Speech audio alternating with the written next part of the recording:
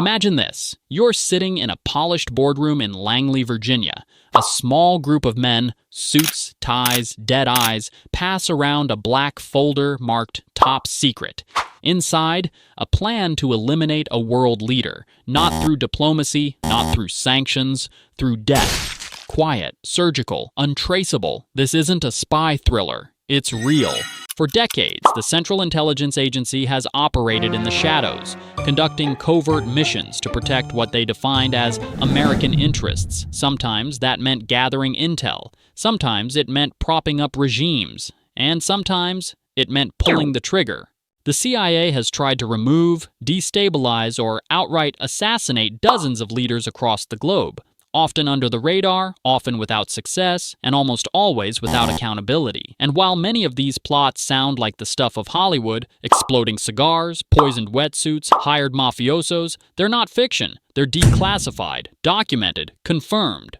In this video, we're diving deep into some of the most infamous, bizarre, and disturbing assassination attempts ever connected to the CIA. From Cold War chess moves to post-9/11 drone strikes, from failed coups to quiet eliminations. This is the story of a government agency with a hidden kill list. So grab your coffee. We're peeling back the curtain on the darkest side of American foreign policy, and we're doing it in 16 minutes. To understand how and why the CIA became an assassination machine, we need to rewind to the aftermath of World War II. The year is 1947. The world is rebuilding, but the United States and the Soviet Union are already locked in a new kind of conflict, not with tanks and bombs, but with spies, secrets, and silent wars. Enter the CIA, created under the National Security Act to collect intelligence and conduct covert operations abroad. What wasn't in the public charter? Just how far the agency was willing to go. The Cold War changed everything. The fear of communism, real or imagined, became a justification for almost anything. Any leader who leaned left, questioned U.S. dominance, or even tried to nationalize their country's oil suddenly became a threat. And in a world divided between us and them, the CIA's job was simple: remove obstacles, quietly, permanently if necessary. Officially, U.S. policy didn't endorse assassinations, but in practice, the rules were murky at best. Plausible deniability became the agency's doctrine, meaning do what must be done, just don't leave fingerprints. Presidents didn't need to know the details. In some cases, they preferred not to. The CIA would handle it through intermediaries, paid militias, or covert ops buried under layers of plausible lies. Regime change, sabotage, blackmail, and yes, assassination became unofficial tools of American foreign policy. Whether it was about fighting communism, securing oil, or stopping dangerous ideas, the CIA took its mission global. And what followed were some of the most infamous, ethically murky, and shockingly creative attempts to alter history, one body at a time. Fidel Castro wasn't just the president of Cuba, he was a symbol. To the CIA, he symbolized everything that needed to be stopped: communism, defiance, and influence in the Western Hemisphere. And so, he became the single most targeted person in CIA history. Some estimates claim over 600 assassination attempts were made on his life, a number that feels more like legend than fact, until you start reading the declassified documents. The obsession started after Castro overthrew U.S.-backed dictator Fulgencio Batista in 1959. When he nationalized American industries and aligned with the Soviet Union, the CIA declared him a threat. What followed was a long list of bizarre, and often laughably absurd, attempts to kill him. Let's start with the ridiculous. One plan involved an exploding cigar, packed with enough TNT to blow his head off during a press event.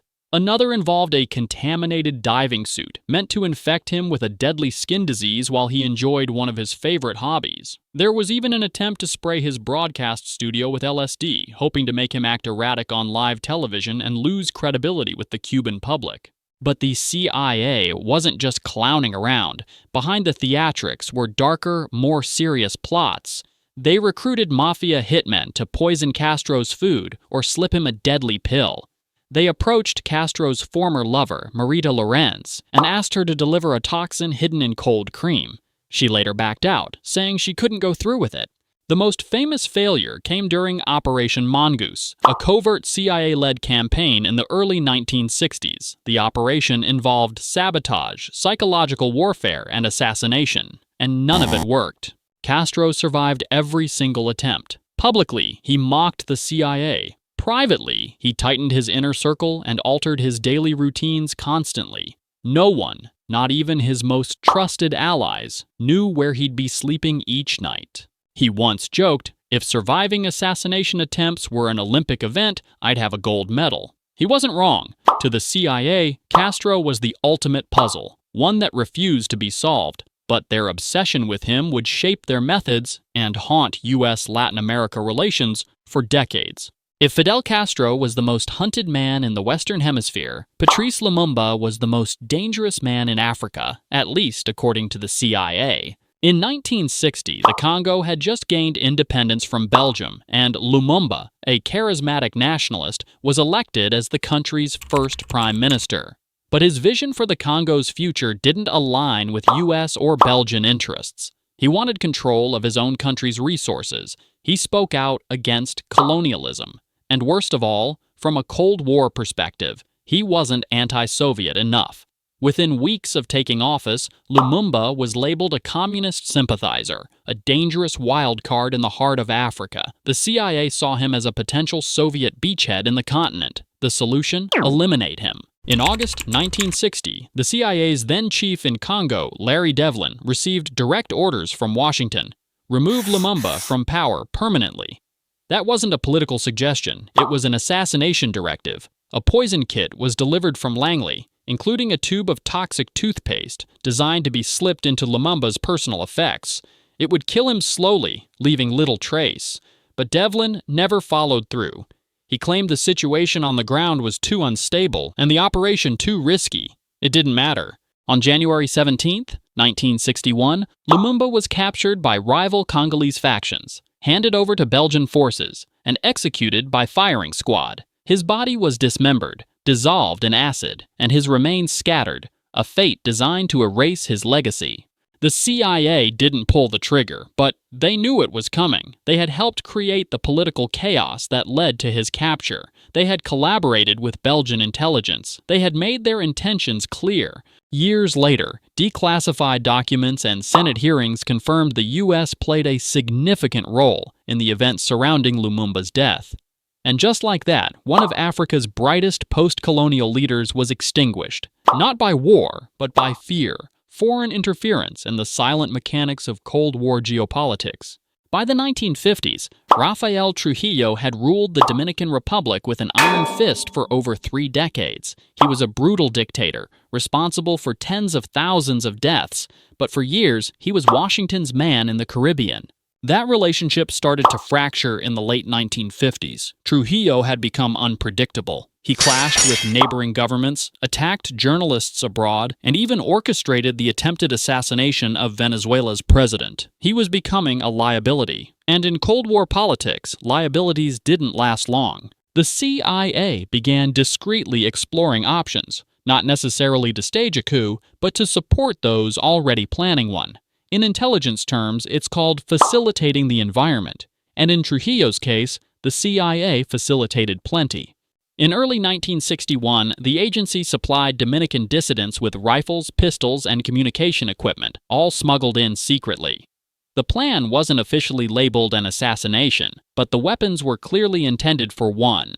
On May 30th, 1961, Trujillo's car was ambushed outside Santo Domingo. The dictator was shot multiple times and died at the scene. His heavily militarized regime collapsed soon after. The assassination of Ngo Dinh Diem, South Vietnam's president, wasn't just another Cold War regime change. It was a betrayal engineered by his own allies, and the fingerprints of the CIA all over the scene. Diem had been Washington's man in Vietnam since the 1950s. Catholic, staunchly anti-communist, and seen as a bulwark against the rise of Ho Chi Minh in the north, Diem was heavily propped up by U.S. aid, U.S. weapons, and U.S. intelligence. But over time, Diem and his powerful brother, Ngo Dinh Nhu, began to rule with increasing brutality. The tipping point came in 1963. That year, the Diem regime launched a violent crackdown on Buddhist monks who were protesting religious discrimination. Images of monks self-immolating in the streets of Saigon shocked the world. Public support evaporated, and in Washington, President John F. Kennedy began to lose patience. Diem was no longer the stabilizing force the U.S. needed. He was a liability. Behind closed doors, the CIA and American diplomats in Saigon began secret communications with South Vietnamese generals who were plotting a coup. They didn't give a direct order, but they gave something just as powerful: a green light. On November 1st, 1963, the generals moved in. Diem and Nhu tried to escape through underground tunnels, but were captured. The next day, both men were shot in the back of an armored personnel carrier. Diem had asked for exile. Instead, he got a bullet. When news of the assassination reached Washington, there was no outrage, just a cold, quiet acceptance. Kennedy reportedly said, "It's better if it's done quickly, but I'm not sure we should be involved at all." But involved they were. The CIA didn't pull the trigger, but they helped set the stage, cleared the path, and ensured the assassins had everything they needed. It was a turning point. Within 2 years, over 100,000 U.S. troops would be in Vietnam. The war had begun, and the U.S. had just killed its own puppet. Few figures in the 20th century terrified the CIA like Che Guevara. Not because he commanded armies, not because he led a superpower, but because he was an idea. And that idea was spreading. After the Cuban Revolution, Guevara became an icon of global rebellion, a Marxist true believer who left behind government posts in Havana to ignite revolutions across Latin America and Africa. For the CIA, he was more than a nuisance. He was a professional revolutionary, and he needed to be stopped. After failed missions in the Congo and increasing tensions with Castro's leadership style, Che quietly disappeared. Many believed he was dead, but by 1966, U.S. intelligence tracked him to Bolivia, where he was attempting to start a new guerrilla uprising. The CIA moved fast. They sent agents and special forces to advise the Bolivian military, including Felix Rodriguez, a Cuban exile and CIA asset who had previously worked on anti-Castro operations. Guevara's group struggled. They were low on food, isolated, and lacked local support.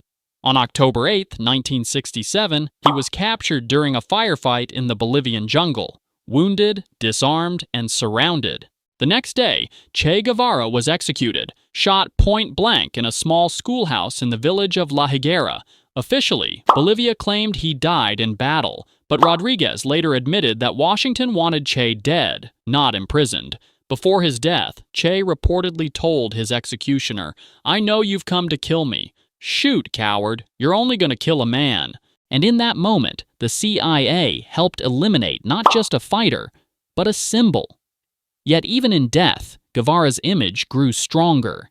His face, captured in that famous photograph, became a global emblem of rebellion, of revolution, and ironically, of resistance against the very forces that silenced him.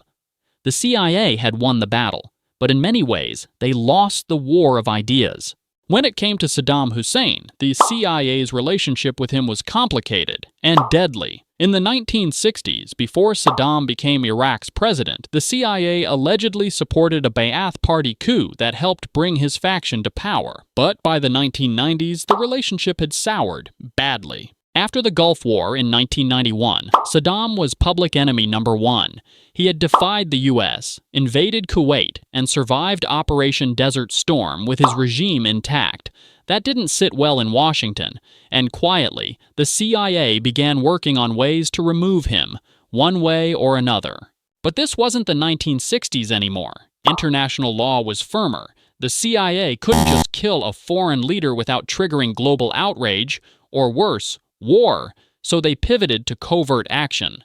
In 1995, the agency supported a failed military coup in Iraq. It fell apart within days, leading to mass arrests and executions of those involved. Other plots were even more chaotic, from attempts to incite tribal uprisings to planting moles inside Saddam's inner circle. In 1998, U.S. policy under Bill Clinton officially endorsed regime change in Iraq. But still, no direct assassination attempt was ever publicly confirmed. After 9/11, the Bush administration used the false claim of weapons of mass destruction to justify full-scale invasion. In 2003, U.S. bombs targeted leadership compounds in Baghdad during the war's opening night, what some have called a modern-day assassination attempt by airstrike. Saddam survived. Briefly, he went into hiding but was captured by U.S. forces later that year. In 2006, after a show trial, he was executed by hanging, not by covert action, but by an occupying military force. For decades, the CIA had wanted him gone. They just couldn't figure out how to do it in the shadows. Behind every covert killing is a question. Did it make the world safer or just darker? The CIA's history of assassination is not just a trail of bodies, but a mirror held up to American power. Morality was often sidelined for strategy, and long-term consequences were rarely considered. Regimes fell, chaos rose, and anti-American sentiment deepened. In a world shaped by shadows, these assassinations weren't just missions, they were messages. And the message was clear: power doesn't ask permission. It acts, then denies. But history always remembers, even if the headlines don't. Thanks for watching Human Footprints. If you found this story compelling, make sure to like, share, and subscribe for more deep dives into the hidden forces shaping our world. Until next time, stay curious, stay critical.